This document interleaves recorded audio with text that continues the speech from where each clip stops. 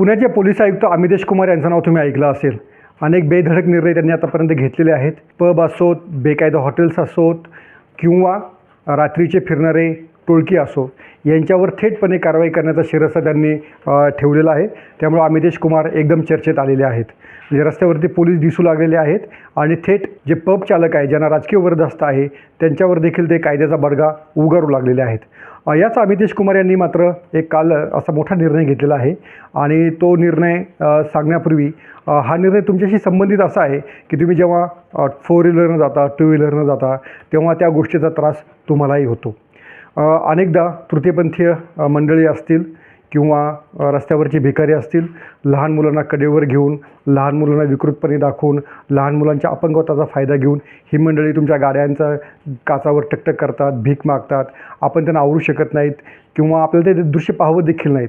आपल्या या करुणेचा किंवा आपल्या सहनशक्तीचा ते अंत पाहतात आणि भीक मागण्याचा ते प्रयत्न करतात. आपण त्यांना टाळण्याचा प्रयत्न करतो, मात्र ते टाळले जात नाहीत. ते तसेच ठामपणे आपल्या गाडीच्या अवतीभोवती फिरतात. जे तृतीयपंथी असतात त्यांचा त्रास त्याच्यापेक्षा वेगळा असतो. गाड्यावरती, काचांवरती सारखं टकटक करून मानसिक त्रास देण्याचा ते प्रयत्न करत असतात. अनेकदा टोल नाक्यावरती ते जर आपण त्यांना भीक दिली नाही तर ते अश्लील शिवीगाळ देखील करतात आणि त्यांच्या ह्या उद्योगांचा अनेकांना फार मोठा त्रास होतो. प्रवाशांना त्रासदायक ठरणाऱ्या या सगळ्या गोष्टींबद्दल अमितेश कुमार यांनी कायद्याचा बडगा उगारलेला आहे आणि जे असे तृतीयपंथी, जे अशी मुलांचा वापर करून मागणारे भिक्षेकरी, या सर्वांवर पोलीस कारवाई करू असा त्यांनी इशारा दिलेला आहे. नुकतेच आता आज 144 सीआरपीसी अनुषंगाने एक नोटिफिकेशन जारी करण्यात येते आहे, ज्यामध्ये ट्रान्सजेंडर्स आणि इतर अशा प्रकारचे लोक जे ट्रॅफिक सिग्नल्सवर उभे राहून मोटरिस्ट किंवा कम्युटर्सची पैशाची डिमांड करणे किंवा कोणाचे घरात जाऊन जोर जबरदस्तीने पैशाची मागणी करणार अशा प्रकारचे ऍक्टिव्हिटीजला प्रतिबंध करण्याच्या दृष्टिकोनातून ही नोटिफिकेशन इश्यू करण्यात आलेली आहे. शहरात ऑन स्ट्रीट डिसिप्लिन स्थापित राहील या उद्देशाने ही नोटिफिकेशन इश्यू करण्यात आलेली आहे. याची अंमलबजावणी युद्ध पातळीवर वाहतूक शाखेचे अधिकारी कर्मचारी, पोलीस स्टेशनचे स्थानिक अधिकारी कर्मचारी आणि बीट मार्शल यांच्या माध्यमाने करण्यात येईल. सर, याच्यात ट्रान्सजेंडर आणि वेगळंच पण आहेत, पण त्याच्यात लहान मुलं पण असणार आहेत, काय त्यांच्यासाठी वेगळे ऍक्ट? डेफिनेटली लहान मुलेला अशा प्रकारच्या ऍक्टिव्हिटीला यूज करणे अत्यंत सिरियस क्राईम आहे आणि जुवेनाईल जस्टिस ऍक्ट अनुषंगाने पण ही अत्यंत गंभीर गुन्हे आहे. त्या अनुषंगाने पण कारवाई करण्यात येईल. आता याच्यावर दोन्ही प्रकारे प्रतिक्रिया उमटलेल्या आहेत आणि हे खरोखरी शक्य आहे का हा फक्त कायद्याचाच प्रश्न आहे, काही एकूण हा आपल्या सामाजिक सगळ्या रचनेचा प्रश्न आहे, असे अनेक प्रश्न किंवा अनेक प्रतिक्रिया या प्रश्नाच्या बाजूला उमटत आहेत. मात्र या लोकांचा त्रास होत आहे आणि हे जे भिक्षेकरी आहेत किंवा हे जे तृतीयपंथी आहेत, यांची एक मोठी गँग आहे. म्हणजे आणि यातले जे अनेक तृतीयपंथी जी लोक आपल्याला दाखवतात, प्रत्यक्षात ते तसे आहेत की नाही याची देखील अनेकांना शंका आहे. अनेक तरुण पोरं एक साड्या नेसून किंवा तृतीयपंथीयांचा वेश पांघरूनच हे उद्योग करत असतात, असं देखील अनेकांना संशय आहे. त्यामुळं यांच्यावर प्रतिबंध बसलाच पाहिजे, त्यांना कायद्याचा चाप बसलाच पाहिजे, अशी देखील एक भूमिका आहे. मात्र खरोखरीच अशा तृतीयपंथीयांना रोजगाराचं काही जर साधन नसेल, त्यांना पोटापाण्याचा त्यांचा जर प्रश्न सुटत नसेल तर त्यांनी काय करायचं, असा देखील दुसरा प्रश्न आहे. आणि यात पोलिसांची समस्या अशी वाढणार आहे की खरोखरीच अशा तृतीयपंथीवर जर कारवाई केली तर त्यांना ठेवायचं कुठं, त्यांच्यावर कशा प्रकारे कारवाई करायची. समजा गुन्हा दाखल केल्यानंतर समजा अटक करायची वेळ आली तर अटक केल्यानंतर ठेवायचं कुठं, कारण पोलीस कोठडीमध्ये महिला आणि पुरुष अशा दोघांसाठी सेपरेट अशी व्यवस्था असते. मात्र तृतीयपंथीयांसाठी सरळ पोलीस ठाण्यामध्ये अशी व्यवस्था असेल याची खात्री देता येत नाहीत. त्यामुळे या तृतीयपंथीयांचा म्हणजे त्यांच्यावर कारवाई केलं गेलं तर पोलिसांवरतीच बुमरँग ती कारवाई होऊ शकते, असा देखील एक धोका प्रशासनाला जाणवत आहे. आता अजून तर कारवाई काही सुरू झालेली नाही आहे. म्हणजे या कारवाईमुळे काही तृतीयपंथी लगेच आपले उद्योग थांबवतील असंही नाही आहे.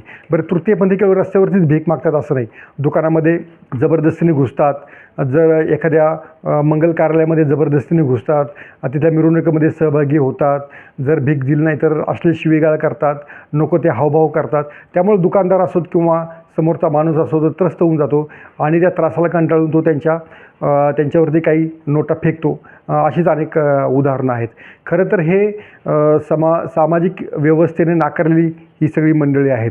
त्यातली काही मंडळी वेगवेगळ्या प्रकारे आपलं जीवनमान सुधारण्याचा प्रयत्न करत आहेत, मात्र काही या सगळ्या आपल्या अवताराचा गैरफायदा घेण्याचा देखील प्रयत्न करतात आणि अशीच मंडळी आपल्याला बहुतांशपणे रस्त्यावर दिसत आहेत.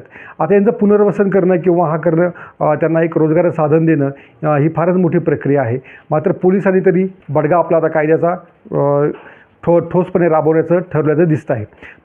पुण्यामधली जर माहिती घेतली तर जवळपास 15,000 तृतीयपंथीय असावेत असा एक अंदाज आहेत.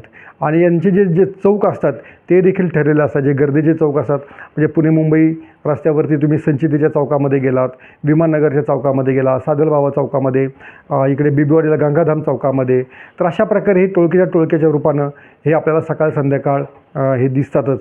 आता खरोखरीच अशा या गर्दीच्या चौकामध्ये वाहतूक पोलीस देखील असतात. वाहतूक पोलिसांना हे सगळं दिसत असतं, मात्र ते काही करू शकत नाहीत. पण आता पोलीस आयुक्तांनीच जर आदेश दिलेला असल्यामुळे त्यांना कारवाई करणं आहे. नाहीतर आत्ता जे पोलीस आयुक्त आहेत ते पोलीस कर्मचाऱ्यांना देखील हलगर्जीपणाबद्दल सोडत नाहीत असा आत्तापर्यंतचा अनुभव आहे. याच्यावरच्या जर सोशल मीडियामधल्या प्रतिक्रिया जर पाहिल्या तर लोकांनी पोलिसांना देखील धारेवर धरलेलं आहे. म्हणजे ज्या पद्धतीनं भिकारी रस्त्यावरती येतात, ग्राहकांना अडवतात, तृतीयपंथी येतात, ते देखील ग्राहकांची लुटमार करतात आणि जे रस्त्यावरती पोलीस असतात ते देखील अशाच प्रकारचं कृत्य करतात. या देखील कॉमेंट्स आपल्याला सोशल मीडियावरती या निर्णयावरती वाचायला मिळतात. खरं हे पोलिसांसाठी अवमानकारक आहे. त्यातनं पोलिसांचीच प्रतिमा खराब होत आहे. पण पोलीस देखील असं अनेकदा कृत्य करताना दिसतात. कुठेतरी चौकात झाडाखाली लपून राहतील आणि अचानक जर कोणी सिग्नल तोडला तर त्याला अडवून गाठून त्याच्याकडनं गैरवाजवी पैशाची मागणी करतात. असा देखील तुम्हाला आलेला असेल. पण माझं जर वैयक्तिक मत विचाराल तर पोलीस आयुक्तांनी जो निर्णय घेतलेला आहे त्याचं आपण समर्थनच केलं पाहिजे. कारण खरोखरीच जी मुलं ज्या मुलांचा वापर करून असे भीक मागण्याचे उद्योग करतात ही काही छोटी मोठी मंडळी नाही आहेत. त्याच्यामागे गुंडांच्या काही गँग असाव्यात असा देखील अनेकांना अनुभव आहे. या भिकाऱ्यांना किंवा त्या मुलांना घेऊन टेम्पो वेळच्या वेळी येतो, त्या चौकामध्ये सोडतो आणि रात्री पुन्हा परत घेऊन जातो. असं देखील हे सगळं रॅकेट या सगळ्या भीक मागणाऱ्यांच्या मागे सगळं उभं आहे. आणि त्याच्यामध्ये काही नामचीन लोकं आहेत. म्हणजे आपल्याला जसं चित्रपटामध्ये पाहिलेलं आहे तसाच प्रकार या सगळ्या भिकाऱ्यांबद्दल आहे. ही देखील वस्तुस्थिती आहे. तर खरोखरीच लोकांनीच असं भीक देणं थांबवलं पाहिजे, तरच याच्यामध्ये काहीतरी सुधारणा होऊ शकेल. नुसती कायद्यानं पोलीस ठाण्यामध्ये डांबून ठेवलं किंवा गुन्हा दाखल झाला त्याच्यामुळे हे प्रकार थांबतील असं नाही. पण मात्र याच्याबद्दल नक्कीच जागृती झाली पाहिजे आणि त्यामुळेच मला वाटतं पोलीस आयुक्तांनी हा चांगला निर्णय घेतलेला आहे आणि याला समर्थन हे नागरिकांनी देण्याची गरज आहे. म्हणजे त्याचं एक समर्थन म्हणजे आपण स्वतःहून अशा लोकांना भीक देणं बंद केलं पाहिजे, तरच त्यांची रस्त्यावरची गर्दी कमी होऊ शकेल. अनेकदा आपण पाहिलेलं आहे की जेव्हा वाहनं वेगात असतात तेव्हा देखील त्यांना अडवण्याचा प्रयत्न हे भिकारी किंवा तृतीयपंथी करतात. यातनं अपघाताचा धोका देखील उद्भवू शकतो, चालकाचं नियंत्रण सुटू शकतं. ही देखील एक वेगळी भीती आहे. त्यामुळे या लोकांना प्रतिबंध जर घालायचा असेल तर ते काम आपण केवळ पोलिसांवर सोडून उपयोगाचं नाही, तर आपला देखील वाटा त्याच्यामध्ये पाहिजे. आणि तो वाटा म्हणजे असा आहे की तुम्ही भीक देणं थांबवा अशा लोकांना. जर ज्या दिवसापासून तुम्ही भीक देणं थांबवाल नक्कीच अशा लोकांची गर्दी रस्त्यावरची आपोआप कमी होऊन जाईल आणि तुमचाही त्रास वाचेल. म्हणजे तुमचा आर्थिक भुर्दंडही वाचेल आणि ट्रॅफिक देखील सुरळीतपणे राहू शकतं. मात्र पोलीस आयुक्तांनी हा जो निर्णय जाहीर केलेला आहे विविध सोशल मीडियाच्या प्लॅटफॉर्मवरती आहे, त्यावरच्या कॉमेंट्स पोलिसांनी मात्र आवर्जून पाहाव्यात. आणि पोलिसांना देखील टोमणे पुणेकरांनी मारलेले आहेत, त्याचा देखील अभ्यास पोलिसांनी करून आपल्या कृतीमध्ये सुधारणा करणं गरजेचं आहे. हा व्हिडिओ तुम्हाला कसा वाटला आणि पोलीस आयुक्तांच्या निर्णयाबद्दल तुम्ही त्याला विरोध करतात की त्यांच्या बाजूने आहात हे देखील आम्हाला कळवा.